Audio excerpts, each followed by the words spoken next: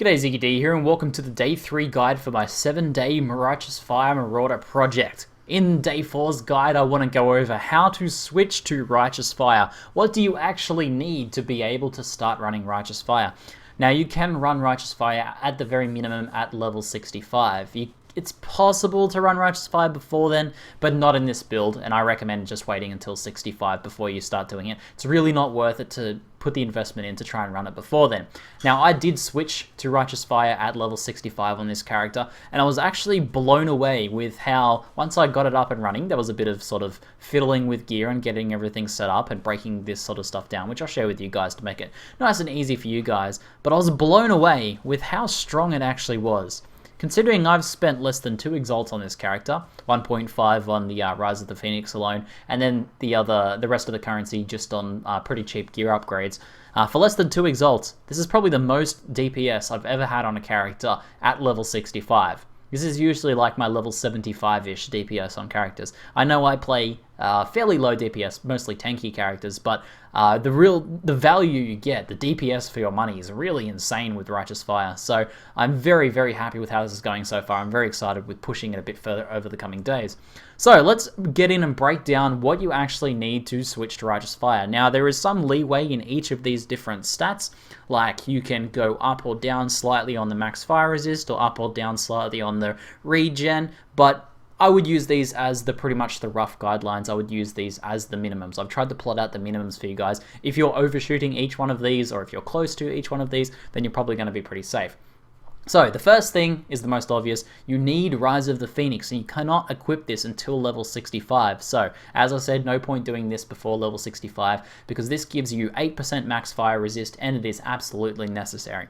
So next up, I recommend having at least a level 17 Purity of Fire. Now, by the time you are level 65, if you've been wearing Purity of Fire to level with the whole time, you should have about a level 16 Purity of Fire. That's what I had. Now, I had a level 18 Purity of Fire waiting for me, so you can either buy a higher level one, or you can simply wait a couple more, farm a couple more Dox runs, farm a little bit more Lunaris, and level Purity of Fire up to 17. Some people who have been playing this build, like my build here, have said that they've been able to get away with lower level Purity of Fires, level 14, but I think it's a good idea to wait until 17. It's going to make it much easier to switch over. It's going to make your character much tougher, so wait until that level 17 mark for Purity of Fire, because that's when you hit that next threshold of maximum fire resist, so anything above level 17 is nice and safe. Now, Vitality is similar, but I think you can go with a much lower level Vitality. I would try and aim for a level 10 Vitality, but really, it's kind of pointless to say that, because if you've been leveling Vitality the whole time you've had Purity of Fire, it should also be the same level as Purity of Fire, so theoretically, if you have a level 16 or 17 Purity of Fire, you should also have a level 16 or 17 Vitality, and that's going to give you more than enough regen. So, let's go on over to the passive tree then. And I'll show you, I'll actually link in the description below the exact passives that I have right now. Actually, I'll try and cull a few passives to show you guys what I had at 65, so you can model your tree after this if you'd like. Now, this tree that I've plotted out here is a bit low on max life. So, if you wanted to play this character in hardcore, and this is a very hardcore build, I have gone about it a little bit sketchily for hardcore. My current life is 3.2k life. When I switched to Righteous Fire at level 65, I had something like 2.8k life. So that's not optimal for hardcore. That's a bit low. So I recommend then maybe considering either sort of fiddling around things. I'll post a tree that hopefully is pretty reasonable for level 65, but maybe waiting a few more levels and grabbing a few more life nodes before switching to Righteous Fire and before going into maps is maybe a good idea. Maybe you want to switch at level 67, 68, or 69, something like that, and that's not too hard to get to without Righteous Fire. But that said, I switched over at 65 and I haven't had any deaths since switching to Righteous Fire. The deaths I had earlier on this character in softcore were mostly to silly shenanigans while leveling. So basically, I recommend aiming for about 9% regen on the tree. So that looks something like getting the Templar regen just here, getting the Marauder regen just here, so all of those 0.4s, getting Golem's Blood and these life regens just here, but probably you can get away with not getting the Scion regen, for example. So I think that takes you around 9. I have about 10% on the tree just here, so you can get away with not taking the Scion ones, maybe grab a few more life nodes, and you should be able to switch just then just fine. But certainly getting those Scion nodes helps and will give you a lot of increased survivability, so it's not too bad to go for that shape just there. And that's pretty much it for when it comes to regen. The other thing you really need from the tree is you need all of your max fire resist. So you need fire resist node here, the diamond skin node, and you need the purity, the elemental adaptation node just here for the 4% total fire resist. If you don't have that, then you can't switch. Now you can get away with switching without the aura of effect nodes. You'll just have to not run grace. I don't recommend this for hardcore. So if you are in hardcore, I recommend grabbing the aura effect nodes first and running grace, vitality, and purity of fire all together at once, because that's going to make you much more tanky, and grace is fantastic once you actually have that iron reflexes set up. So as I said, I'll link this down in the description below with what I think is a pretty good passive shape for your build for level 65, and you guys can model after that and adjust it to your liking. Now, other recommendations. I recommend going for, well, making sure you have at least 35% overcapped fire resistance.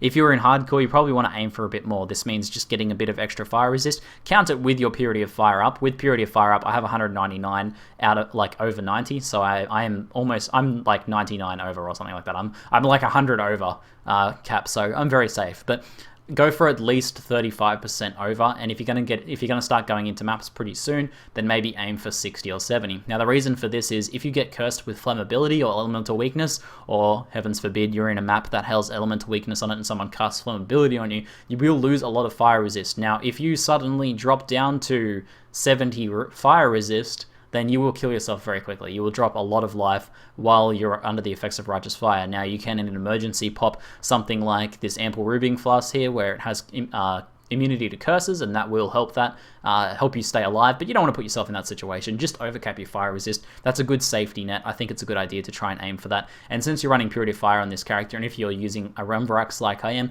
that should not be hard. Purity of Fire plus a Rumvrax plus maybe a tiny bit of fire resist on your gear. You know, we've got fire resist on Rise of the Phoenix as well. It's pretty hard to be below that, but just make sure you are in that overcapped, and you can see that by the brackets just there. This is your total resist. This is your where you are in relation to the cap. So I have 199 total resist. You want to be, 35 to 60 over this 90. So I'm in good shape just there. Make sure you are too. Now, when you do switch to Righteous Fire, I recommend making sure you get your flasks sorted out at that point. You want to make sure you have your flasks ready to go when you start running Righteous Fire. Now, I recommend, this is my setup, and I'm quite happy with this setup. There's a few more things I can optimize, but otherwise pretty good. I recommend going for an insta-heal with Dispelled Shock. You can get Dispelled Shock on one of your other flasks if you like, but this is the best one to get it on in my opinion. And this is your, when you're taking a lot of damage from lightning damage, or if you're just taking a lot of damage in general, you can just tap this flask. It'll give you a quick little boost in life, which can get you out of danger, and the Dispelled Shock will get rid of your shock stacks and keep you alive. I think that's a very important flask to have on most characters, but especially on this character. Now, I recommend going for 3 rubies. You could probably get away with 2, but I don't really see any reason to not have 3, so I've gone for 3. Now, I've gone for a Perpetual of Warding. This is ideal. I was very happy when I rolled this flask. This is a Perpetual Flask of Warding, so this gives you curse immunity. So this will remove flammability and elemental weakness from your character, which is super important. This is very important for a Righteous Fire character. Charge Recovery is the ideal prefix for that because it'll help you use it more often. Now I have an ample of iron skin. This is not really optimal, but I don't mind getting some extra iron skin. You can roll kind of whatever you want. And I recommend rolling a second warding flask, so I just have an ample of warding just there. So try and at least get 2 warding flasks, and then for your other flasks you can get kind of whatever you want really. Armor is reasonably helpful. Now, then finally, I recommend rocking a granite. You could rock a granite and a jade if you wanted to drop one of your Rudic flasks, if you wanted to be super tanky in terms of physical damage mitigation, but not too bad. Now, I've gone for Dispels Frozen and Shield because I don't have that on any of my other flasks, and that's good to go for. It would have been better if I really got Dispels Frozen and Shield on this Ample Ruby here, and got the armor on my granite, but whatever. I pop them together and it does the same effect. So if you can go a perpetual of iron skin on your granite, and that's usually the ideal granite setup, and it's a pretty good one to go for. Now, the other thing I recommend getting, just because it's very cheap, it's not mandatory at all to switch to Righteous Fire, but I recommend getting it when you switch to Righteous Fire if you're going to take advantage of snapshotting, is to get your red beaks. Now, I will make another video, and I'm about to die because I've switched around, but the red beaks there are the unique swords that give you 100% increased damage on low life, and you use those to snapshot your character with. There are a few other things you can do with snapshotting, but that's a very cheap and cost-effective damage boost. 200% increased damage, and those guys cost like an alchemy each. So 1 chaos for 200% increased damage. It's pretty good to get those up, I think. There's no real reason you can't go and buy those. When you switch to Righteous Fire, it's going to be a huge damage increase. And then finally, you need a 4-link or 5-link chest to snapshot with, or a 4-link or 5-link chest if you're not going the snapshotting route. Now, I will make another video on how to snapshot on this character, but for now, suffice to say, if you are going a 4-link, if you want to go super cheap, you can go a 4-link with Righteous Fire, Concentrated Effect, Increased Area of Effect, and increased burning damage, and you're good to go. If you want to spend a little bit more, I spent 2 chaos on this chest, getting 5 links. You can get some cheap low-level 5 links, usually pretty cheap later in the leagues, something like a chaos or 2 chaos or a couple chaos, and you should be right to go. And if you can get that 5 link, that'll let you run item rarity. No need to go for a 6 link ever, because there's nothing else you can link to Righteous Fire that's actually useful. So that's the ideal setup there. Rarity, Concentrated Effect, Increased Area of Effect, and Increased Burning Damage. Now, just because I know some of you guys will be interested and curious about how to go about setting up your gems, I will go through my gem setup.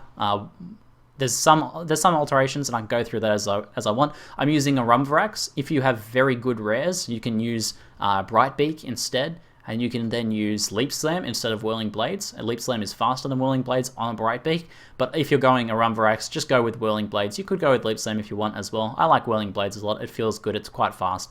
So I'm using a Whirling Blades there, linked to Blood Magic and faster attacks. On my helmet, I have Vulnerability, Enduring Cry, and Elemental Weakness. This is a self-cast Enduring Cry, all linked to Blood Magic, because remember, this character has no mana, so we need to make sure everything's linked to Blood Magic. I have Enduring Cry and Ice Nova linked to cast when damage taken. Ice Nova procs Elemental Equilibrium. You don't need to get Elemental Equilibrium when you switch to Righteous Fire, but you can get it soon after, as it is a nice increase in damage. Now, make sure you leave your cast when damage taken at level 1. I recommend level 1 for this setup. Ice Nova can go to level 8. It needs to keep its level requirement below cast when damage taken. And Enduring Cry can go to level 5. On my boots, I have Cyclone, Val Cyclone, Life Gain on Hit, and Blood Magic, and that works out fantastically. I've been loving that setup. And for my aura setup, I have Purity of Fire, Grace, and Vitality, all linked to reduced mana. So nice and easy to set up, and then you can just use your chest to activate Righteous Fire whenever you want, and then simply switch the chest back out whenever you, to where your normal good chest. The idea is that you have a cheap chest with links. This saves you a lot of money. And then you have your rare chest with good stats on it. So this thing would cost me a lot of money to get 5 linked. There's no point in me doing that. I just wear this for the stats, and I just activate Righteous Fire with the other chest. Nice and easy, and that's how you get Righteous Fire set up. If you guys have any questions, feel free to let me know in the comments below. Hopefully this clears it up for you guys. That's it for now. I'm Ziggy D, and thanks for watching.